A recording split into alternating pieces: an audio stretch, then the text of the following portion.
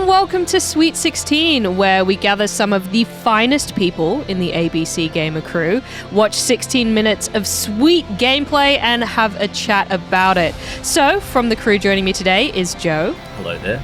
And Jordan. Standing by.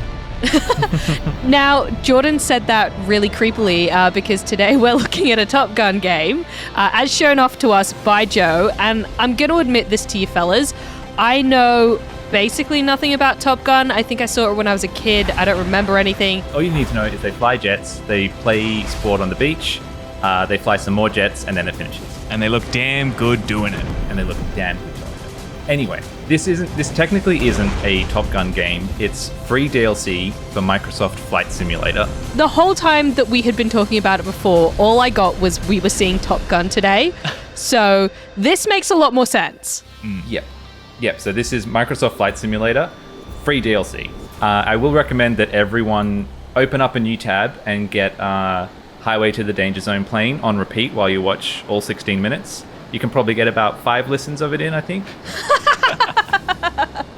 Incredible. So how is a Top Gun DLC of Flight Simulator different from normal Flight Simulator? All right, so the DLC consists of a bunch of challenges.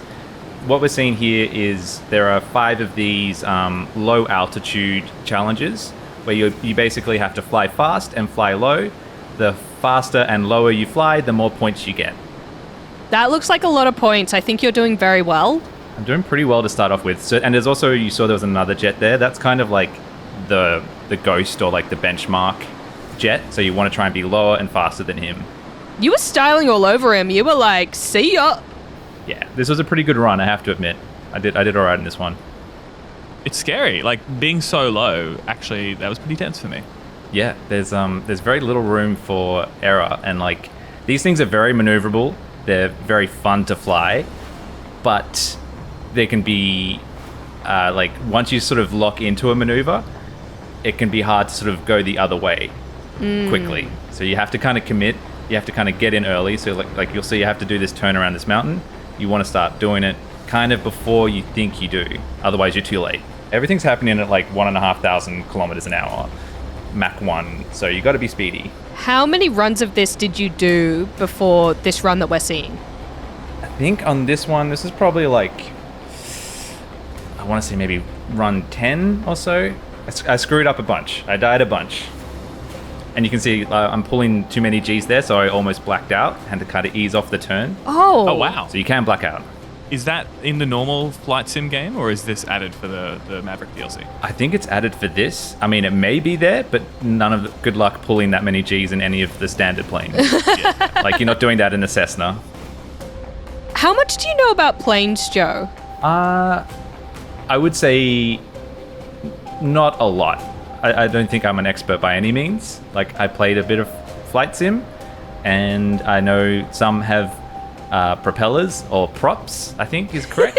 Their bodies are called fuselages. This is a jet. I believe this is an F-18. I really wish that I secretly was like incredibly knowledgeable about planes and could whip out some information right now, but I'm not. What I do know, though, is flight sim. And what we're seeing here is like pretty classic kind of flight sim graphics and all the rest of it. It really is kind of just the plane and the goals that are different. Yeah, exactly. I don't know where in the world this actually is, but I do love how pretty this game is. It's just... Yeah, it's beautiful. It's a stunning game. And that Top Gun theme soaring in the background is fantastic as well. Majestically. So for anyone watching that doesn't know, Flight Sim actually uses a bunch of pretty cutting-edge technology in order to populate the entire world. It uses like a bit of AI and satellite and things like that to, basically make the world in like really quite high res. The whole world. Correct. All of it. As you can see there, I was just showing off, that was a top 1,000 placement run. Wow, Joe. So I'm pretty proud of that. The rest of my runs were kind of more like top 15,000. So that was a good run. So you're like in the top like 15 percentile gun. I'm in the Top Gun, you could say. But if you're in the Top Gun, then who's in the bottom gun? Well, the losers. The losers. I would definitely be in the bottom gun. I wouldn't stand a chance. Yeah, it's hard. Like it's tough. These some of these players must be doing a lot better than I am. Like I'm flying, I think, pretty low and pretty fast, and they're getting much higher scores. If it makes you feel better, quite a few of them are probably people that actually fly planes. Probably. And I will admit I'm using a controller here. I'm not using a joystick. I don't have a fancy flight sim setup. I'm not a big flight sim guy. I plugged in an Xbox controller and did my best, which is probably like sacrilege. I'm sorry to all the hardcore simmers out there. I'm sure they're screaming and going, this is trash and this guy is useless. But I did my best. I reckon most of them are probably going, I'm really upset that this guy can do it so well using just a standard controller without, all the kit. That's probably it. We're going to get some hate mail. Maybe. But I mean, good on them for, like, I wish I could be someone who just loved something that much to invest in those giant flight sim setups. Oh, they're amazing. The one thing I noticed is that when you launch into this, you're actually already flying. And that was one of the obstacles I had when I tried playing flight sim myself. I couldn't take off. I didn't really nail that. So this seems more approachable. You got to do the tutorials. So there are actually a bunch of tutorials as well for the fighter jet. I didn't do them. I didn't need to do them. You don't need them. You're a Top Gun. No. But yeah, because this one, you do actually start off just in the air. It gives you a countdown, and then you're just straight into it, which is good. And these are exactly, I think, the kind of challenges I wanted more of in Flight Sim. Because a lot of it can feel a little slow. So it's nice to have some of these more fun, speedy things, which is probably the exact opposite of what most people want from, like, if you're a Flight Sim kind of guy. It's probably like you love sitting on the tarmac, pressing all the buttons in your Cessna, doing your pre-flight checks. Whereas I'm kind of more, give me an F-18 and just go. You're an Ace Combat fan. More of an Ace Combat man. I noticed in that one you went upside down quite a lot. Why? Yes, so there is, I think they call it a ridge maneuver. Basically, as you go over something, because of the way the wings work to naturally give you lift, if you want to go down quicker, turning upside down forces you down faster. So to get to lower altitude quicker, you invert and do a ridge maneuver, I believe is what it's called. Amazing. This feels like awful knowledge. What do you mean awful knowledge? Because that sucks. That's too scary, and I don't think that people should be doing that. And I know that if you're doing that in this game, people are doing it in real life. Well, I mean, I assume jet fighters, people who are the best at what they're doing, who have been entrusted to actually flying these things. Always be ridging. Yeah, I don't like it. Joe, are all these missions in this DLC pack just low altitude, or do you get to do stuff a bit more? No, so I'm giving you a little sample platter here. I wanted to show these off mostly because they're kind of the most fun and exciting part of the DLC, I thought. So there's 5 of these low altitude ones. This is I'll show off 3 here. Oh! And then I'll show you the rest of the DLC after this run as well. Look at me jumping the Top Gun. This map actually was the hardest I found for some reason.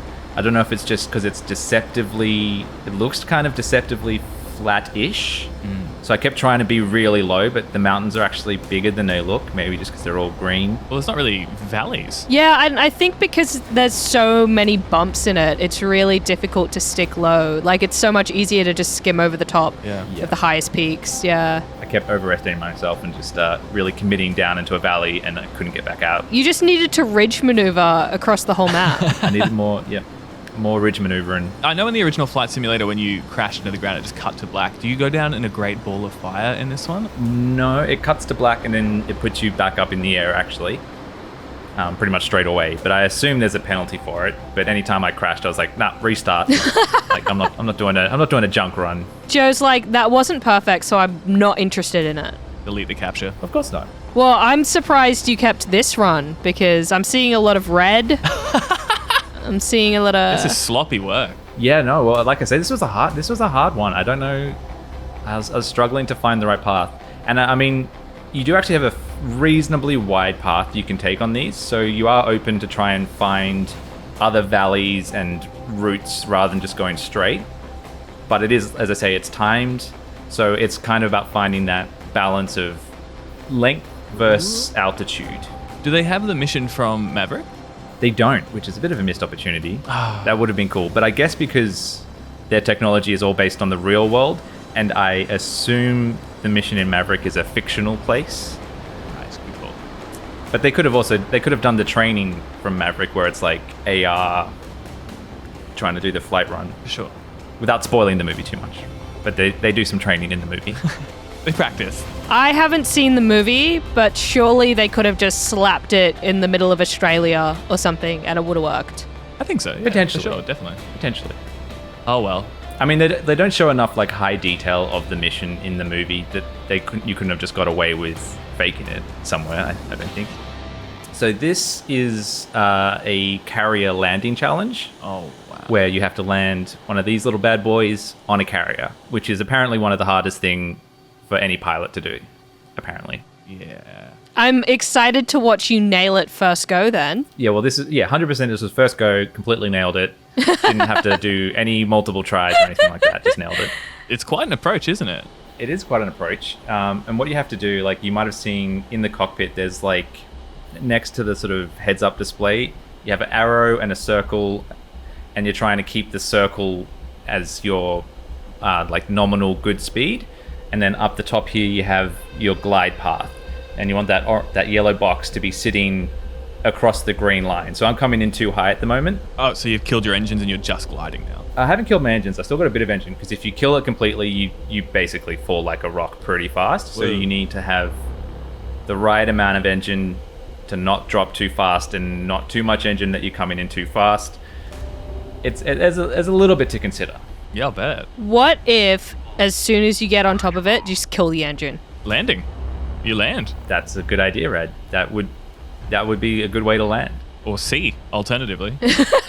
I should be a pilot. You also, if you come in with too much engine, you basically, you'll be giving yourself a lot of, lift, which makes it hard to kind of come down. Oh. Was that flawless?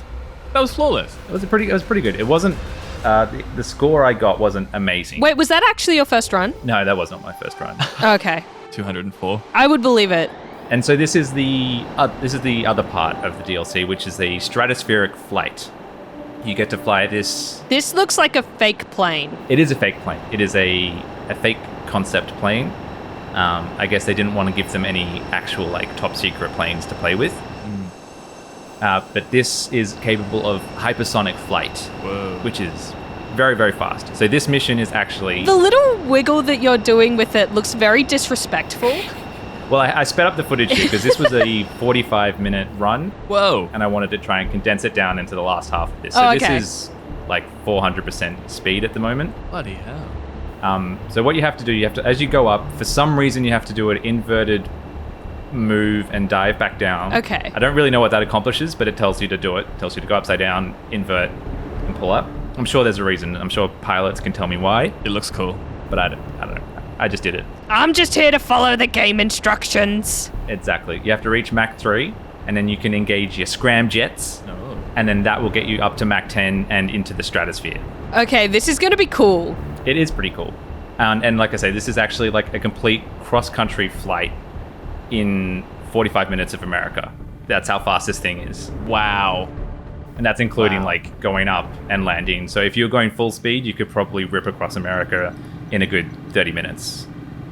So you can see at the top there, I'm going Mach 2.5 now and climbing. That's great. Just like the movie. I'm about to engage the scram jets. Have to turn on some lights for some reason. Turn on the fuel cells. How do you know to do this? Did you like prep beforehand? It was highlighting the things, and it was giving you. It's basically step by step. Okay. So it's holding your hand the whole way. But there are definitely some pros out there who know exactly what to do from the jump. Well, I mean, it is a fake plane, so I'd be surprised if anyone really knew. And not many people get to fly hypersonic planes. So even experienced pilots would probably appreciate a little bit of hand-holding in this situation. So here we are. Oh, wow. How serene. Yeah, at this that. is 120,000 feet, and I did another flight in this, and you can get up to about 250,000 feet in it. Wow. But at that point, the game, I think, just like puts a hard cap and stops letting you go higher. I feel like I blinked and I missed it. So I slowed the footage back down here to kind of let it play out a little bit. Is it overheating? Is that what the red on the... No, that's just because you're going so fast through the atmosphere. There's That's just heat. Wow. You know, it's like when a spaceship comes back into land. It's okay. This fake plane is built for it. Oh, good. Exactly. You can see you're ripping along. This isn't sped up. This is how fast it's moving That's crazy. in the game. It is incredible how good this game looks, though. Like, every time I see footage of Flight Sim, I'm just blown away. Yeah. Yeah. And so this is the end of the flight. I just sort of cut straight to it. Thought we could show the landing as the last little bit. You just wanted to show off this pretty sunset. It's gorgeous. Well, that too. But I wanted to, you know, round out the mission. So there's a start, there's a middle, and there's an end. I'm going to be honest, you couldn't pay me to get into one of these, let's say this was real, but like a high-speed jet. It's just too much. It's terrifying. If someone else was flying, I would do it. No. This is a pretty rough landing, I'll admit. I kind of missed the runway. Easy does it. And then continued to miss the runway. But I believe they say any landing you can walk away from is a good one. Not wrong. So I'll go with that theory today. Not wrong. I've heard that any landing that you can't then take back off from is considered a crash. I don't know if that's true, but that's what I've heard. Yeah. Oh, that's probably an element to that. Joe, that was incredible. I think you could be my wingman anytime. Oh, thanks, Jordan. I'm assuming that's a Top Gun reference. Oh, big time. That is. Oh, big time. Well, thank you for showing off your flying prowess, Joe. Oh, you're very welcome. And thanks, Jordan, for bringing the cheesy Top Gun lines. Who else but me? Well, hopefully everybody in the comments, if you've got some Top Gun references you want to chuck in there, please do. And let us know if you've tested out this DLC for Microsoft Flight Sim, and if you're enjoying it, and if you can beat Joe's time. We want to hear about it. Or if you've got a sick flight setup. We hope you enjoyed this Sweet 16. Remember to subscribe to ABC Gamer for more cool gaming content from us. Hit that subscribe button and the notifications so you don't miss anything, and we'll see you next time.